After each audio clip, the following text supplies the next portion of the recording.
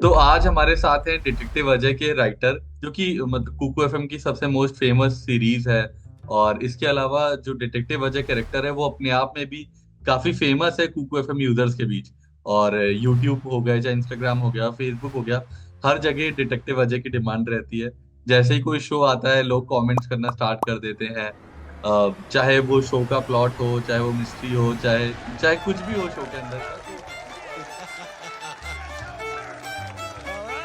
और आज इसीलिए जब डिटेक्टिव अजय का एक नया सीजन आ रहा है तो हमने सोचा कि जो डिटेक्टिव अजय के राइटर हैं जिन्होंने ये सारी कहानियां लिखी है और ये जो नई कहानी जो अभी लोगों के बीच आ गई है तो उनसे भी बात की जाए। तो आपका बहुत बहुत स्वागत है परवीन जी हमारे आज के लाइव सेशन में, जिसमें हम आपसे काफी सारे सवाल पूछेंगे। जी धन्यवाद आपका।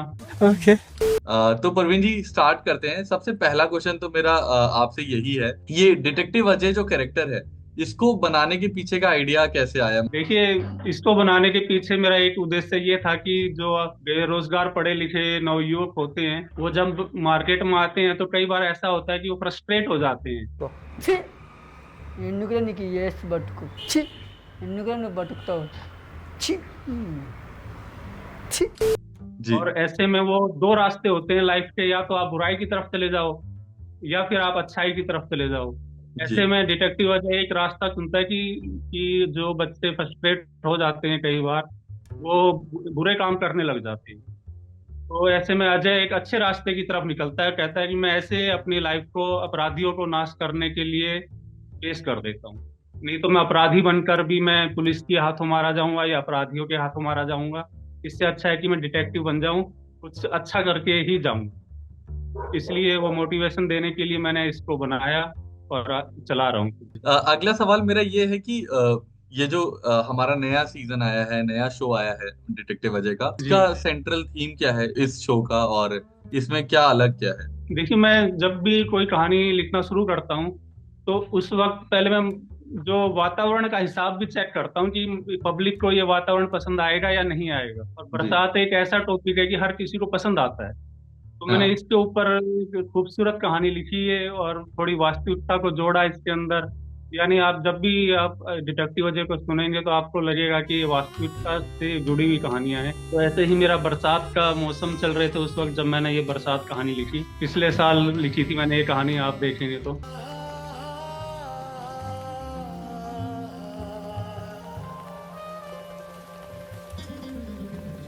अर्ज किया है।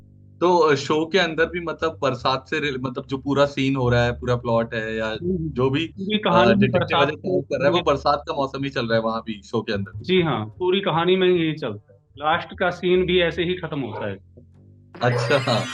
ठीक है। जी हाँ। अगला सवाल मेरा ये है कि डिटेक्टिव अजय जैसे जब आप इस कैरेक्टर को बना रहे थे तो हमेशा आपकी भी ये कोशिश होगी, क्योंकि आपने ऑलरेडी काफी सारे डिटेक्टिव्स को पढ़ा होगा, उनकी स्टोरी को जाना होगा, तो डिटेक्टिव अजय जी। को आपने अलग कैसे रखा बाकियों से? देखिए, बहुत मुश्किल होता है क्योंकि जब भी आप डिटेक्टिव लिखने के लिए जाएंगे तो आपके मन में एक ही विचार रहेगा कि आप एक उसको स्मार्ट दिखाएंगे, उसको टोपी में दिखाएंगे, उसको चश्मा लगाते हुए दिखाएंगे स्टाइल हाँ। में। यानी एक उसका एक यूनिक स्टाइल होगा।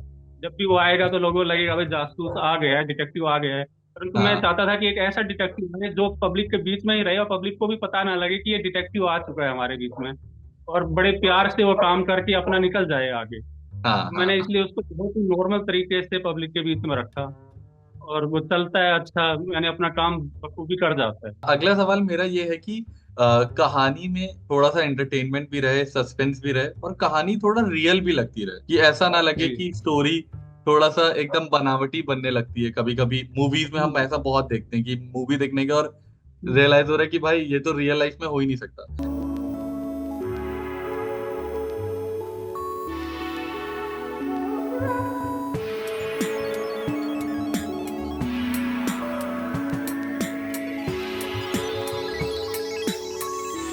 लेकिन डिटेक्टिव जी, अजय में जैसे आप एक थोड़ा रियलिस्टिक रहे स्टोरी, उसके लिए आप क्या करते हैं, मतलब इसके पीछे कुछ बताना चाहेंगे? इसके लिए भी देखिए एक सीधा सिस्टम ये होता है कि आप कहानी को ज्यादा बड़ा चढ़ाकर पेश ना करें।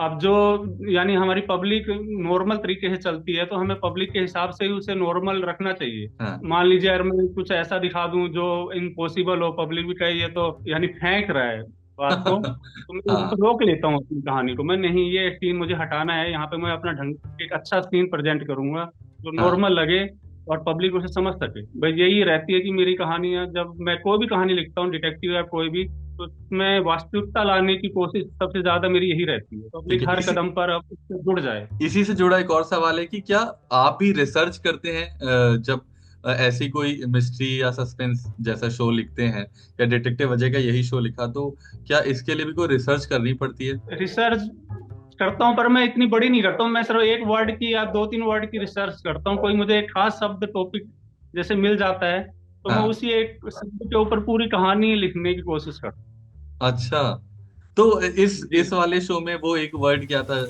ये बरसात था सर। अच्छा।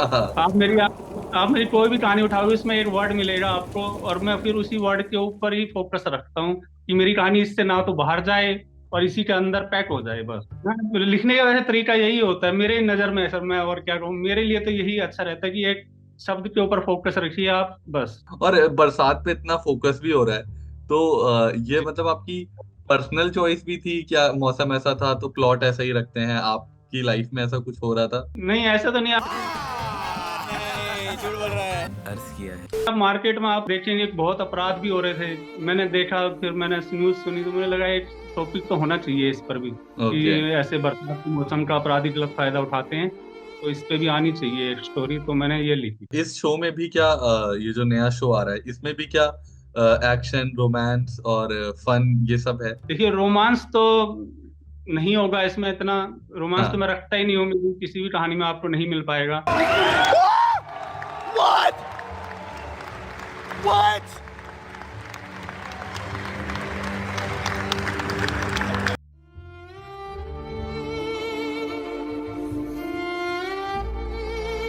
और सब कुछ मिलेगा आपको जो आपको खुश कर देगा सुनने के बाद। अच्छा, आप निराश नहीं होंगे, आप सुनेंगे।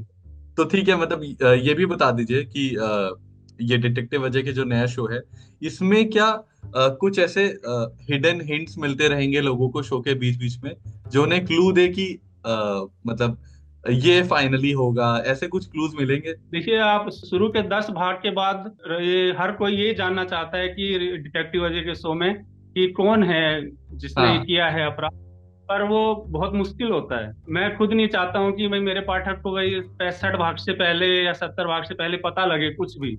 हाँ, मैं तो उसे कुछ भी बहुत नोटिस छुपा नहीं कर देता पाएंगे, तो नोटिस कुछ भी नहीं कर पाएंगे आसानी से, या कर हूँ। सकते हैं? नोटिस करते हैं बिल्कुल, मैं रख देता हूँ कई बार, उन लोगों को लगता है, पर मैं उनको हटा देता हूँ। फिर मैं सोचता हूँ नहीं, इतनी आसानी से पब्लिक को समझ में आ जाए, फिर वो हाँ। मजा नहीं है मेरे लिए। यानी मुझे खुद भी फील होना चाहिए कि मैं खुद नहीं समझ पाऊंगा कि ये कहानी यहाँ पे खत्म करनी है। डायलॉग्स वगैरह लिखते हैं, हाँ काफी जी। सारे कैरेक्टर्स होते हैं ऑलरेडी शो के अंदर, तो हर कैरेक्टर की अपनी एक यूनिकनेस बनी रहे, तो उसके लिए क्या करते हैं? उसके लिए तो सर आपको थोड़ा सोचना पड़ेगा उनका कि भाई ये थोड़ा अलग रहे। वैसे मेरे कैरेक्टर ज्यादा होते नहीं है मेरे इसमें, मेरी कहानियों में जो भी आते हैं उसके अंदर या तो अपराधी ही होंगे, या फिर मैं कोई ऐसा यूनिक कैरेक्टर का डेवलप करता भी नहीं हूँ कि भाई इससे भाई बहुत एक्शन दिखाना है। वैसे अब आएंगी नई कहानियां, उसमें होगा कुछ, पर पूरी कहानी बहुत सिंपल ही रहनी चाहिए सर, मेरा तो यही मानना है। और डिटेक्टिव अजय को जैसे लोग एक हीरो कैरेक्टर की तरह देखते हैं कि वो हीरो है, मतलब एक ऐसा बन रहा है, हीरो के मैंने बनाए ही हीरो के लिए है कि वो लोग उससे समझ सकें और ये ना समझे कि हमें भाई इस दुनिया में ऐसे ही चलना है, बुरे तरीके से चलना है। ये हाँ अपना, अगर आपका वो रास्ता नहीं है जीवन का, मान लीजिए आप पढ़े लिखे हैं बहुत, आप उस रास्ते पर अपना एक सोच रहे हैं कि मैं इंजीनियर बन जाता हूँ या डॉक्टर बन जाता हूँ, तो ऐसा मत सोचिए। अगर कोई नई फील्ड की तरफ आप कदम रखना चाहते हैं तो बेहिचक रख लीजिए, बिना डरे रख लीजिए। डिटेक्टिव वजह ये भी सिखाता है, क्योंकि वो दूसरी लाइन से पढ़ा लिखा लड़का है और वो डिटेक्टिव लाइन में चले गया है। कोई हीरो कैरेक्टर होता है ना, तो उसे हाँ काफी जी। रिलेटेबल बनाना पड़ता है कि लोग उसकी हाँ जी। कहानी से रिलेट कर पाए, तो उस वक्त वो भी तो एक मुश्किल चीज होती है स्टोरी लिखते वक्त, उसे कैसे आप संभाल के चलते हैं, उसको कैसे संभालते हैं? देखिए, मैंने बहुत से हीरो लिखे हैं, डिटेक्टिव अजय के अलावा भी बहुत से मैं हीरो की कहानियां लिखता हूँ और लंबी सीरीज लिखता हूँ। तो अजय का क्या है कि मैंने उसको एक प्रैक्टिकल यानी एक वातावरण में ढाला हुआ है। वो अपने उस वातावरण से मैं उसको कभी इधर उधर नहीं फेंकता हूँ। जैसे आपका हीरो है तो उसी लाइन पे रहेगा वो। ये नहीं है कि वो फैमिली मैटर में जा रहा है या लव मैटर में जा रहा है, नहीं, या दोस्ती के मैटर में जा रहा है, उसकी कहानी में ऐसा कुछ नहीं होगा। तो इसलिए वो एक प्रॉपर हीरो ही नजर आता है पूरी कहानी में, और वो इससे वो टिका रहता है। ये वाला जो हमारा शो है डिटेक्टिव अजय का, बरसात ब्लाइंड मर्डर, तो इससे भी हाँ क्या जी। लिसनर्स कुछ सीख पाएंगे स्टोरी के एंड से, कुछ उन्हें सीखने के लिए मिलेगा? फैंस के लिए कोई आप मैसेज देना चाहेंगे, क्योंकि डिटेक्टिव अजय के को बनाने वाले तो आप ही हैं, तो आपका क्या मैसेज है जो डिटेक्टिव अजय के फैंस हैं जो कमेंट्स करते रहते हैं? मैं सभी से यही कहूंगा कि आप कुकू एफएम पर आइए और डिटेक्टिव अजय के शो का आनंद लीजिए। आप सुनेंगे तो आप मंत्रमुग्ध रह जाएंगे। नहीं, बहुत ही मंत्रमुग्ध तो वो अच्छे ऑलरेडी हो ही रहे हैं। एप्लीकेशन। मंत्रमुग्ध तो वो ऑलरेडी हो ही रहे बिल्कुल, हैं। बस और तो ये है कि आप सबका प्यार है, प्यार से टिका हुआ है डिटेक्टिव अजय। ऐसे ही प्यार आगे भी देते रहें, लगातार स्टोरियां उसकी आने वाली हैं, और भी हैवी एक्शन से भरपूर कहानियां आने वाली हैं अभी आगे। तो जिन जिन लोगों ने भी ये वीडियो देखा है, अगर आपको शो सुनना है तो शो की लिंक नीचे डिस्क्रिप्शन में मिल जाएगी, वरना कुको एफएम ऐप पे भी जाकर आप ये शो सुन सकते हैं डायरेक्टली। वीडियो अच्छा लगा हो तो लाइक करना, चैनल को सब्सक्राइब करना। अब मिलेंगे अपने नेक्स्ट वीडियो के साथ जल्दी। अरे तू फिर से हमारी कहानी कुकू एफएम को देने वाला है क्या? अब सब कुछ सुनने के लिए वहीं जाना पड़ेगा क्या?